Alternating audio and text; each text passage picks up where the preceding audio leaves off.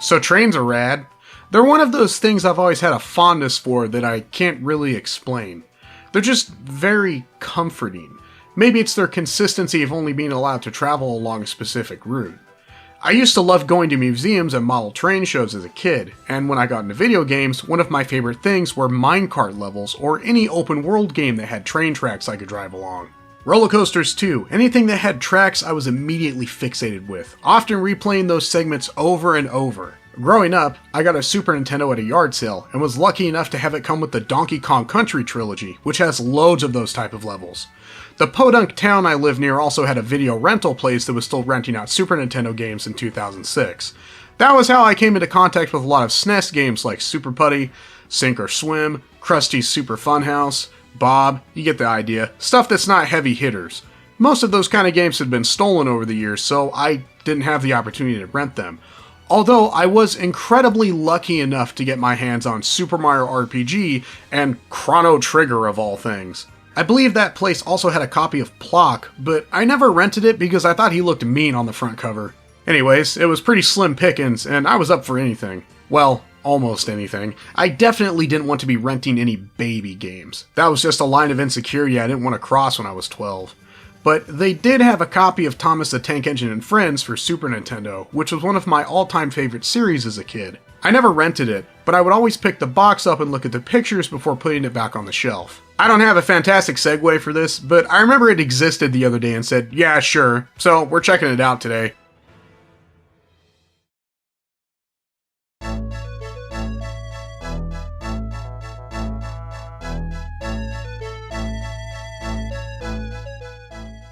Now, Thomas the Tank Engine is one of the largest and most recognizable media franchises in the world. It's still running today, although it's not the same. When I was a kid, we owned a lot of episodes on VHS. That was back when they still used actual model trains instead of whatever this is. Look, I know it's a kids show, and a really young kids show at that, but I do think the original model train series has legitimate artistic merit. Everything looks and sounds fantastic, and it goes a long way to making this world feel like a real place. In particular, I love rewatching their Halloween episodes. Those are aging like a fine wine. It's that perfect sweet spot of kid-friendly horror and spookiness that's enough to scare them without going overboard. Although if I'm being honest, I think it's these episodes that largely contributed to my fear of the dark when I was little.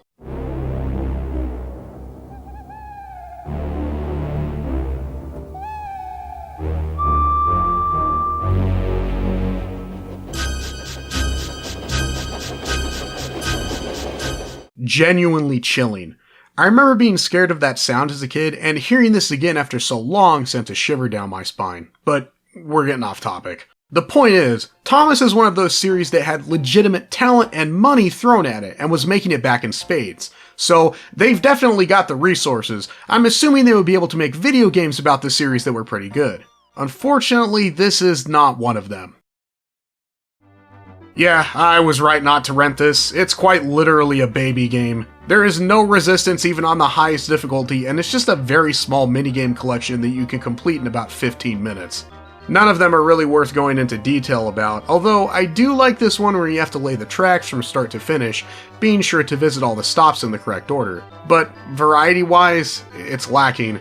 I also found the navigation to be pretty annoying. It's designed like a game that should be using the Super NES mouse, but doesn't for whatever reason, despite the fact it came out after it was released. So you're just stuck dragging your cursor over everything using the D-pad. Weirdly a lot like that East port I just reviewed. I swear that's on accident. It's worse here though because they make you do it to select different function buttons during gameplay. Also, the sprite art is pretty terrible. A lot of the characters look really bad, if not terrifying. There is a voice that reads menu items and stories to you, but it sounds too robotic and gets monotonous quickly. Help me, said Thomas. I can go faster than you.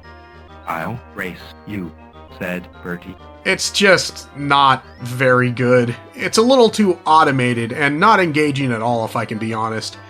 Even when I was little, this was exactly the kind of thing I couldn't stand being handed.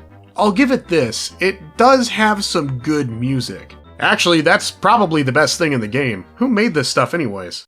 The Fallen Brothers?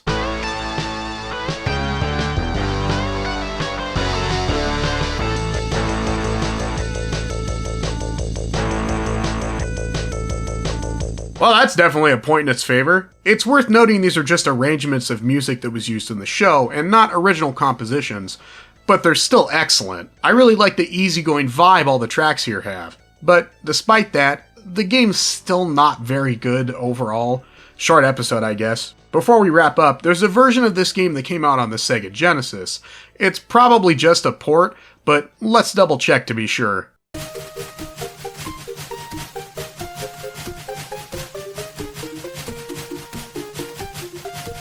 Oh yeah, now we got an episode.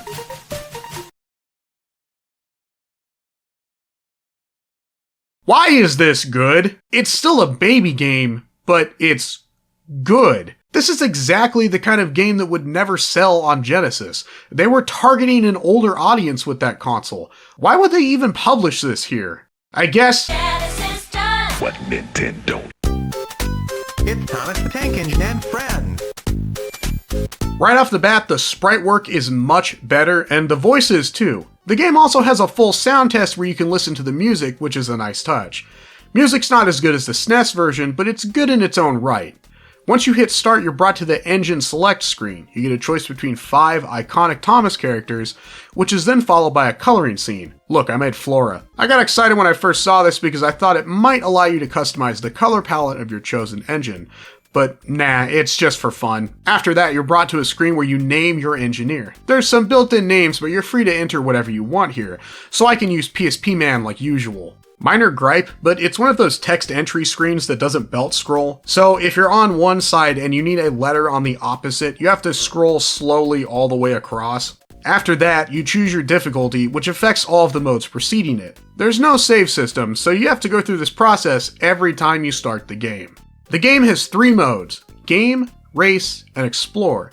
Game is the main mode here, although I'm not sure why they went with that. In the game mode, Sir Topham Hatt gives you randomly generated missions for you to complete. This consists of looking around the map for specific rolling stock that you'll need to couple to your engine and take to a station. There's a few different maps and lots of dead ends that can contain either rolling stock or candy you can collect for points.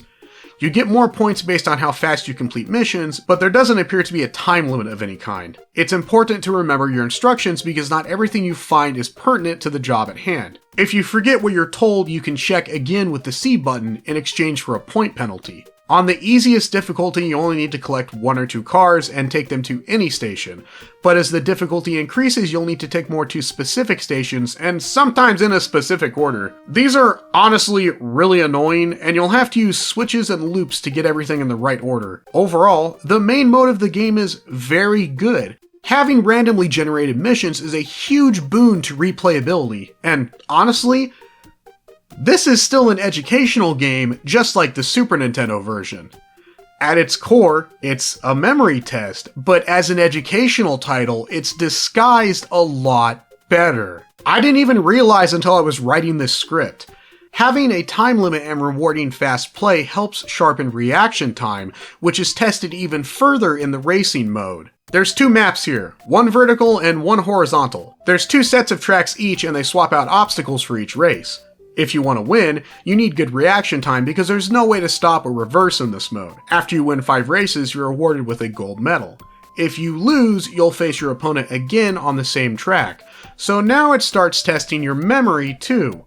The race mode has candy as well as balloons you can rush through to earn points, and power-ups and power-downs that affect your speed. As the difficulty increases, your opponent gets smarter and faster.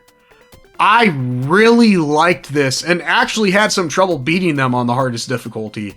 You're only allowed 1 or 2 mistakes there, and it's a genuine challenge. That's a big difference from how much of a cakewalk the Super Nintendo version was. The final mode for the Genesis version is called Explore. It takes every single map and fits them together so you get this open world to explore freely. There's no objective here, but they did leave some rolling stock lying around and you can couple them to your train and haul them places. It reminds me a lot of playing with wooden train sets as a kid. This is really cool, and if I had this game as a kid, I would have absolutely loved it. I like how they have the educational parts of the game and one that's just pure fun. That's something I rarely see in educational games. In fact, other than Bookworm Deluxe, I'm not aware of any educational games that disguise themselves this well. Why is this not on Steam? Whatever. I'm saying that these two do an excellent job of disguising their educational aspects enough that they feel like real video games. The same can't be said about the Super Nintendo version, however. Its music might be great, but it's the only good thing about it. The game itself feels like an incredibly lazy translation of a children's activity book. They didn't even bother to include mouse support, even though the game screams for it. The Genesis release feels like a real game that, as an adult, I actually enjoyed playing. It also feels much more family-centered. While I was reading the manual, I discovered that if you have two controllers, player 2's controls will override player 1's. This allows a parent to sit down with their child and take active involvement and help them easily if they get stuck.